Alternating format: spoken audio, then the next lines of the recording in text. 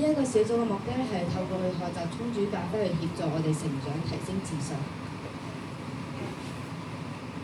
咁我哋呢個小組係做啲咩嘅咧？咁平時我哋係沖煮咖啡啦，做一啲義工啦，同埋教人沖咖啡啦，宣傳精品咖啡，鑽研呢個零 T 巴士。咁喺聖誕節嘅時候咧，我哋都有交換禮物嘅。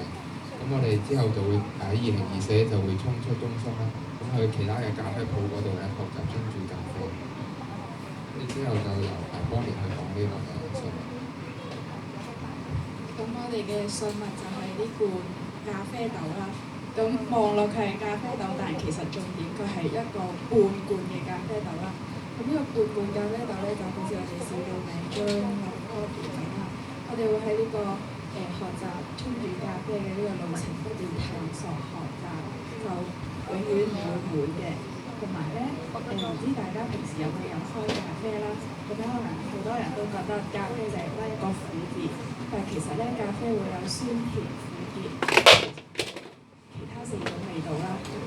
咁咧最後送一句話俾大家啦，係 PPT 上面嘅呢句 Life is like a cup of coffee. You never know what you're gonna drink。就好似人生就係一杯咖啡，你永遠唔知會飲到咩啦。咁以後咧，我哋小組都會喺中心咁喺中心度服務大家，可以讓大家飲到更多精品咖啡。多謝。多謝晒今日 Coffee 嘅介紹啊！咁嚟緊咧，我哋就有請體藝全接觸嘅介紹。